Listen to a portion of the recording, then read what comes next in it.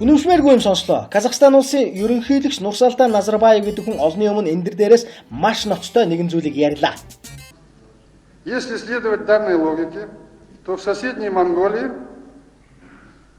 которым мы каждый год помогаем 5000 тонн хлеба от голода, и в этом году Виталию Леонидовичу обратились, Баян-Ульгерский казахский район буквально бедствует, гуманитарная катастрофа. Из тех, наверное, Касым-Жомарт Кемелевич, что мы подготовили для Афганистана, хотя бы 500 тысяч надо отдать казахам Монголии. Так вот. За эндээс үзвэл манай Монгол улс нийтээрээ өлбөрч хүж байгаагод Казахстан улс биднийг энэхүү өлсөлөнгөөс аврахын тулд жил бүр 5000 тонн талх өгдөг. Дээрээс нь хүмүүнлэгийн тусламж нэхэд байгаа тул Афганистанд өгдөг мөнгнөөсөө нэг 5000-ыг өгчдөг юм билүү гэж хэлүүлэх болтлоо доройцсон байна да манай Монгол.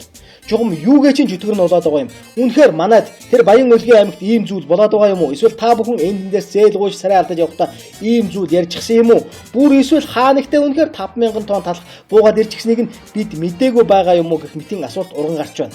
За адин ч байлаа гэсэн энэ бол арай л дэнцсэн явдал боллоо. Монгол ядарлаа гэхэд бусдаас талахгүй дээр арай л тулаагүй тулахчгүй байх.